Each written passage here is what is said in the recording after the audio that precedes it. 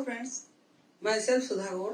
मुझे 20 साल का इंग्लिश ग्रामर पढ़ाने का एक्सपीरियंस है और मैंने अपना ये चैनल इसीलिए स्टार्ट किया है कि जिन स्टूडेंट्स को इंग्लिश ग्रामर में डिफ़िकल्टी आ रही है, जो इंग्लिश ग्रामर को बहुत ज़्यादा डिफ़िकल्ट समझते हैं, उनके लिए ये अगर आप सारे वीडियो देखेंगे और इसको फॉलो करेंगे तो बहुत हेल्पफुल रहेगा।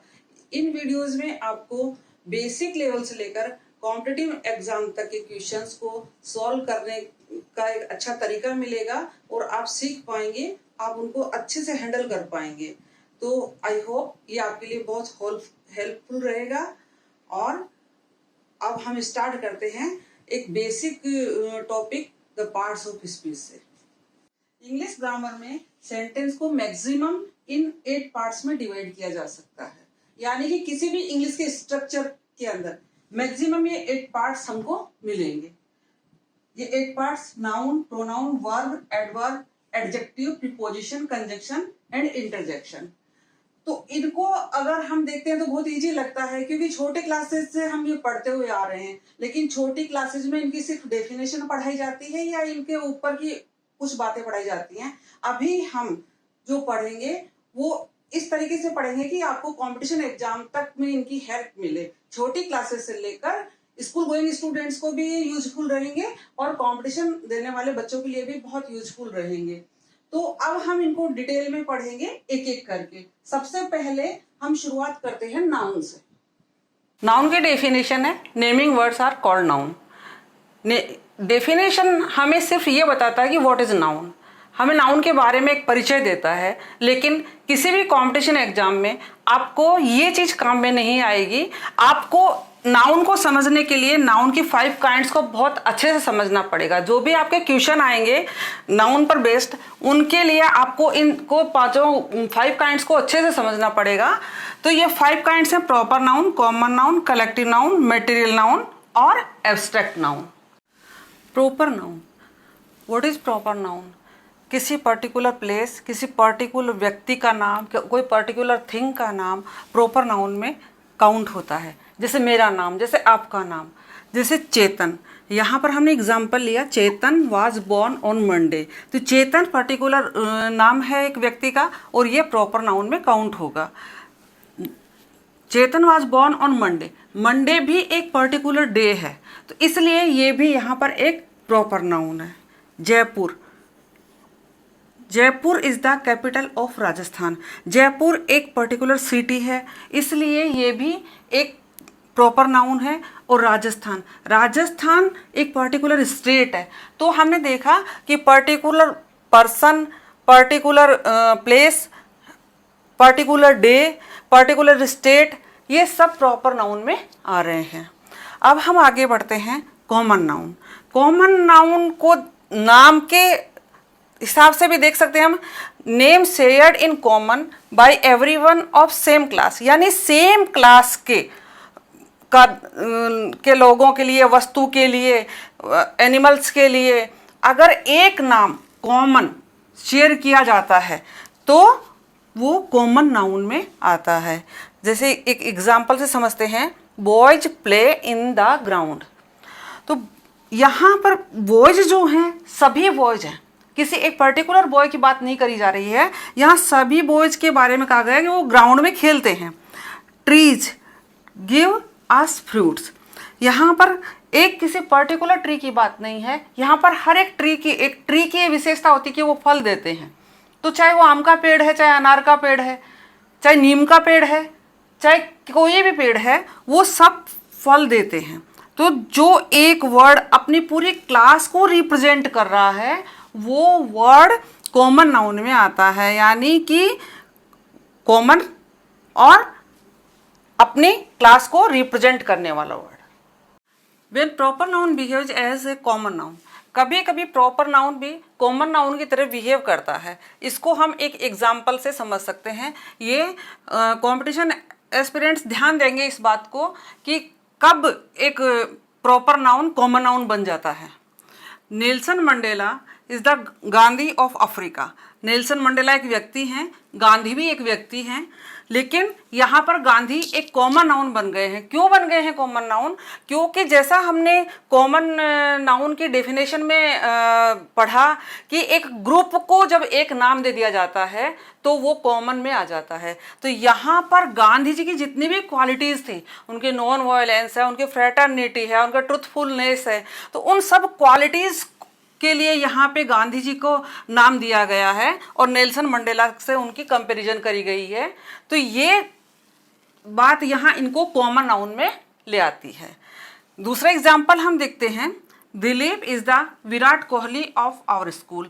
तो सब जानते हैं कि विराट कोहली एक बहुत अच्छे प्लेयर रहे हैं, उनका टीम मैनेजमेंट बहुत अच्छा है, उनकी बैटिंग बहुत अच्छी है, और उनके इन सब क्वालिटीज़ को ही यहाँ पर विराट कोहली के नाम से लिखा गया है। यहाँ पर विराट कोहली को पर्सन के रूप में नहीं लिखा गया है, यहाँ पर ग्रुप ऑफ क्वालिटीज को विराट कोहली नाम दिया गया है। और चूंकि हम मान के चलते हैं कि हमारे दिलीप में भी वही सब क्वालिटीज हैं, तो हमने ये बताया है कि Dilip is the Virat Kohli of our school. हमारे स्कूल का सबसे बढ़िया क्रिकेट का खिलाड़ी है दिलीप। तो इस तरीके से अगर किसी के क्वालिटीज के लिए उसको कंपैरिजन में रखा जाए तो वो कॉमन नाउन में आ जाता है। अब एक बात और लगती है, किसी के भी नाम से पहले कभी दा नहीं लगाया जाता है। ये दा स्पेशल केस में ही लगाया गया है, ये बिकॉज ऑफ इनकी क्वालिटीज के लिए। किसी भी व्यक्ति के नाम से पहले, किसी भी स्थान के नाम से पहले कभी दा नहीं लगता है। ये हम आगे जब डिटर्मिनर्स पढ़ेंगे तब पढ़ेंगे। थर्ड है हमारा कलेक्टिव नाउन। कलेक्टिव नाउन क्या है? Single name given to number of persons things. बहुत सारे पर्सन्स को, बहुत सारी थिंग्स को जब एक नाम दे दिया जाता है तो वहाँ पर कलेक्टिव नाउन होता है। जैसे एक एग्जाम्पल हम देखते हैं, our team won the match. Team, यहाँ पर टीम कलेक्टिव नाउन है क्योंकि टीम ग्रुप ऑफ प्लेयर्स है। ग्रुप ऑफ प्लेयर्स को एक नाम दिया गया है टीम। जैसे army, army group of soldiers. और army, Indian army fought bravely. तो आर्मी क्या है? Group of soldiers. Group of soldiers को एक नाम दे दिया गया आर्मी। तो इस तरह से जब एक ग्रुप को एक नाम दे दिया जाता है तो वो कलेक्टिव नाउन में आता है। आगे मटेरियल नाउन, फोर्थ नंबर पे। मटेरियल नाउन को हम सबसे पहले अगर देखें तो इसके हर नाउन की डेफिनेशन उसके नाम में ही छुपी होती है। जैसे कलेक्टिव नाउन, कलेक्टिव नाउन क्या है कि कलेक्ट करके एक नाम दे दिया गया। मटेरियल नाउन क्या है कि कोई ऐसा मटेरियल जिससे कि हम दूसरी वस्तु बना सकें, कोई ऐसा मटेरियल जिससे हम दूसरी वस्तु बना सकें। कॉपर, कॉपर एक रॉ मटेरियल है और इससे हम इलेक्ट्रिक वायर बना सकते हैं। वुड एक रॉ मटेरियल है, इससे हम फर्नीचर बना सकते हैं। जैसे एक sentence, my ring is made of gold. Gold एक रॉ मटेरियल है, इससे हमने ज्वेलरी बनाई है। तो ये जो वस्तु एक वस्तु से दूसरी वस्तु बनाई जा सकती हो उसको हम मटेरियल नाउन में काउंट करेंगे। अब हम पढ़ रहे हैं abstract noun. What is abstract noun? Abstract noun is state of mind और फीलिंग्स। हमारी जो भी फीलिंग्स हैं या हमारे मनोस्थिति से जो भी कुछ बनता है वो एब्स्ट्रैक्ट नाउन में काउंट होता है। या फिर क्वालिटीज, जो भी इंसान के अंदर क्वालिटीज होती हैं वो भी एब्स्ट्रैक्ट नाउन में ही काउंट होती हैं। जैसे love, hate, anger, honesty, beauty. इनका अपने आप में कोई अलग से फिगर नहीं बनता है, इनको सिर्फ महसूस किया जाता है, देखा जाता है, समझा जाता है, जाना जाता है। तो इस प्रकार की जो चीज है जिसको हम सिर्फ दिल या दिमाग से महसूस कर सकते हैं, जो हमारी फीलिंग्स में आती हैं, वो चीजें एब्स्ट्रैक्ट नाउन में काउंट होती हैं। Honesty is the best policy. यहाँ पर ऑनेस्टी एक एब्स्ट्रैक्ट नाउन है, किसी व्यक्ति की क्वालिटी है ये। ब्यूटी और ऑनेस्टी ये किसी व्यक्ति की क्वालिटीज हो सकती हैं और इनको महसूस किया जा सकता है। तो ऑनेस्ट वर्ड से ऑनेस्टी बना है, ब्यूटीफुल वर्ड से ब्यूटी बना है। ये हम आगे और अच्छे से पढ़ेंगे जब हम एडजेक्टिव पढ़ेंगे तब। अभी हमने 5 काइंड्स ऑफ नाउन पढ़े, अब हम आगे पढ़ेंगे modern classification of noun. Modern classification of noun. हमने 5 काइंड्स ऑफ नाउन पहले पढ़े, उनको अगर अच्छे से हमारे समझ में आ गया तो इसको भी समझना बहुत ईजी हो जाएगा। अभी मॉडर्न क्लासिफिकेशन में नाउन को 2 पार्ट्स में डिवाइड किया गया है, काउंटेबल नाउन और अनकाउंटेबल नाउन। काउंटेबल नाउन क्या होती है? जिनको हम गिन सकते हैं वो काउंटेबल नाउन होती है, और जिनको हम गिन नहीं सकते वो अनकाउंटेबल नाउन होती है। तो काउंटेबल नाउन में जो 5 काइंड्स ऑफ नाउन हमने पढ़े, उनके फर्स्ट 2 प्रॉपर नाउन और कॉमन नाउन, ये काउंटेबल में आते हैं, और कलेक्टिव नाउन, मटेरियल नाउन और एब्स्ट्रैक्ट नाउन, ये तीनों अनकाउंटेबल नाउन में आते हैं। ये हमें इसलिए भी समझना जरूरी है कि जो काउंटेबल नाउन होती है उसका नंबर बनता है सिंगुलर नंबर और प्लूरल नंबर, यानी कि इनको हम प्लूरल भी बना सकते हैं और सिंगुलर में भी यूज करते हैं, लेकिन अनकाउंटेबल नाउन हमेशा सिंगुलर ही यूज होता है। अनकाउंटेबल नाउन का कभी भी प्लूरल फॉर्म नहीं बनता है। तो एक एग्जाम्पल से हम समझते हैं, जैसे बॉयज, बॉयज कौन से नाउन में आता है? कॉमन नाउन में। तो बॉयज आर प्लेइंग फुटबॉल, इसको हम प्लूरल फॉर्म में भी बोल सकते हैं, इसको हम सिंगुलर फॉर्म में भी बोल सकते हैं। बॉय इज प्लेइंग फुटबॉल, किसी एक लड़के की बात करते हैं तो हम बॉय बोल सकते हैं, एक से ज़्यादा हैं तो हम बॉयज बोल सकते हैं। तो कहने का मतलब है कि कॉमन नाउन और प्रॉपर नाउन का प्लूरल बन जाता है। अब हम देखते हैं, gold is a precious metal. Gold, gold कौन से नाउन में आ रहा है? मटेरियल नाउन में। गोल्ड आ रहा है मटेरियल नाउन में, तो हम गोल्ड को कभी भी गोल्ड्स नहीं कह सकते। गोल्ड का कोई भी प्लूरल फॉर्म नहीं होता है, उसको हम हमेशा सिंगुलर फॉर्म में ही लिखेंगे। तो इसी प्रकार से ये सारे, जैसे एब्स्ट्रैक्ट नाउन है तो इसमें लव, हेट, ये सब भी हमेशा सिंगुलर फॉर्म में ही लिखे जाएंगे। लव इज ब्लाइंड, तो इज ही लगेगा उसके साथ, आर नहीं लगेगा। और ऐसे ही collective noun, team India is playing very well, तो उसके साथ भी इज ही लग रहा है। यही हमें समझने का सबसे बड़ा पॉइंट है कि हमेशा काउंटेबल नाउन का ही सिंगुलर और प्लूरल फॉर्म बनता है, अनकाउंटेबल नाउन हमेशा सिंगुलर में ही काम आती है, सिंगुलर ही यूज की जाती है। तो आई होप आपको ये टॉपिक बहुत अच्छे से समझ में आ गया होगा, नाउन के काइंड्स ऑफ नाउन और मॉडर्न क्लासिफिकेशन ऑफ नाउन। अभी हमने देखा कि नाउन का नंबर्स होते हैं सिंगुलर और प्लूरल, नाउन के नंबर्स भी होते हैं और नाउन का जेंडर भी होता है। तो जेंडर को 4 पार्ट्स में क्लासिफाई किया गया है, मस्कुलाइन, फेमिनाइन, कॉमन और न्यूटर। जो जिनमें मेल कैरेक्टरिस्टिक होती हैं उनको मस्कुलाइन, जैसे फादर, हॉर्स। जिनमें फीमेल कैरेक्टरिस्टिक होती हैं उनको फेमिनाइन, मदर, मेयर। और जो बोथ लेडीज जेंट्स दोनों के लिए काम में आ सकते हैं। और जो प्रोफेशनल नेम होते हैं, अक्सर करके सारे प्रोफेशनल नेम कॉमन जेंडर में आते हैं। Neuter, all non living things neuter gender में आती हैं। टेबल, कुर्सी, चेयर, ट्री, ये सब इसमें न्यूटर में आते हैं। अब कुछ स्पेशल केसेज ऐसे हैं जिनके बारे में पता नहीं पड़ता कि ये मस्कुलाइन में आते हैं या फेमिनाइन में आते हैं या न्यूटर में आते हैं। तो हम देखते हैं, जैसे सन, विंड, डेथ, ये सब किसको रिप्रेजेंट कर रहे हैं? ये सब रिप्रेजेंट कर रहे हैं पावर, स्ट्रेंथ, वॉयलेंस को। तो जो भी कोई वर्ड पावर, स्ट्रेंथ और वॉयलेंस को रिप्रेजेंट करता है वो वर्ड हमेशा मस्कुलाइन में आता है। पावर, स्ट्रेंथ और वॉयलेंस, वो वर्ड हमेशा मस्कुलाइन में काउंट होगा। दूसरी तरफ जो वर्ड ब्यूटी और ग्रेस को रिप्रेजेंट करते हैं वो वर्ड हमेशा फेमिनाइन में आएंगे।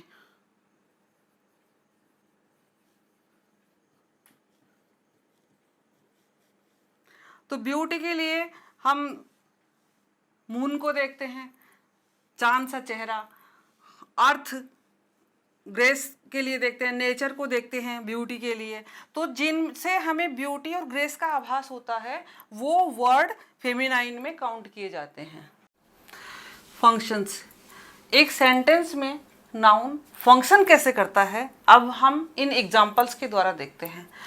तो या तो नाउन एक सब्जेक्ट हो सकता है या फिर नाउन एक ऑब्जेक्ट हो सकता है। यानी सब्जेक्ट में या तो एज ए, यानी सेंटेंस में ये एज ए सब्जेक्ट वर्क करेगा या फिर एज एन ऑब्जेक्ट वर्क करेगा। इस सेंटेंस में रोहित किल्ड ए स्नेक, काम करने वाला कौन है? रोहित। काम क्या है? मारना, मारा। और ये मारने की प्रक्रिया किसके ऊपर हुई? स्नेक के ऊपर। तो इस वर्ब का ऑब्जेक्ट है स्नेक और इस वर्ब का सब्जेक्ट है रोहित। तो हमने देखा कि सेंटेंस में नाउन एज ए सब्जेक्ट काम कर रहा है और एज एन ऑब्जेक्ट काम कर रहा है। अब दूसरा सेंटेंस हम देखते हैं। इसके father gave Ritu some money. तो फादर भी एक नाउन है, रितु भी एक नाउन है और मनी भी एक नाउन है। तो हमने यहाँ देखा कि फादर गेव मनी, तो डायरेक्ट जो ऑब्जेक्ट है वो ये है, क्योंकि गेव जो वर्ब है वो डायरेक्ट इस पे काम कर रही है। क्या दिया फादर ने? तो जब भी कभी दो ऑब्जेक्ट आ जाएं तो हमें ये देखना चाहिए कि डायरेक्ट ऑब्जेक्ट कौन सा है और इनडायरेक्ट ऑब्जेक्ट कौन सा है। व्हाट से अगर हम क्वेश्चन करेंगे तो हमें डायरेक्ट ऑब्जेक्ट मिल जाएगा और होम से अगर हम क्वेश्चन करेंगे तो हमें इनडायरेक्ट ऑब्जेक्ट मिल जाएगा। थर्ड एग्जाम्पल से हम देख रहे हैं, महिमास पर्स इज ब्यूटीफुल। ये एक अलग तरह का फंक्शन है नाउन का। महिमास यानी कि महिमा का पर्स, ये पजेसिव नाउन कहलाता है। ये एक तरह से पजेशन बता रहा है। पर्स के ऊपर किसका पजेशन है? पर्स के ऊपर महिमा का पजेशन है। तो ये पजेसिव नाउन कहलाएगा। Mahima's purse is beautiful. Raghu lives in boys hostel. किसका हॉस्टल? बॉयज का। यानी हॉस्टल पर किसका पजेशन है? बॉयज का। तो ये इस प्रकार से जब कभी भी नाउन काम में आता है, ये भी यहाँ पे नाउन है और ये भी नाउन है, इस नाउन पे इस नाउन का पोजीशन है। तो जहां भी कहीं ये अपोस्ट्रोफी एस लग के दो नाउन इस प्रकार से लिखे जाते हैं तो वो पॉजिटिव केस होता है। अब एक और चीज समझने की है कि ये सिंगुलर है, यहाँ पे महिमा सिंगुलर है, तो हमने महिमा के जस्ट बाद में अपोस्ट्रोफी लगा के एस लगा दिया, तो यहाँ पर ये पॉजिटिव केस बन गया। यहाँ पर बॉयज प्लूरल हैं, तो ध्यान दीजिएगा जब भी कभी प्लूरल नाउन आ जाता है और उसके एंड में एस बना हुआ है ऑलरेडी, तो हम एस के आगे अपोस्ट्रोफी लगा के उसको पॉजिटिव केस बनाएंगे। तो आई होप आपको ये टॉपिक बहुत अच्छे से समझ में आया होगा। अब हम नाउन को कंक्लूड कर रहे हैं यहीं पर और अपना नेक्स्ट टॉपिक होगा प्रोनाउन। अगर आपको वीडियो पसंद आया हो तो इसको लाइक करें, शेयर करें और सब्सक्राइब करें मेरे चैनल को। और जो भी आपके सुझाव हैं, जो भी आपके कमेंट्स हैं, वो जरूर मुझे बताएं, ताकि इससे मुझे मोटिवेशन मिलेगा और मैं आपके लिए और भी बेटर करने की कोशिश करूंगी।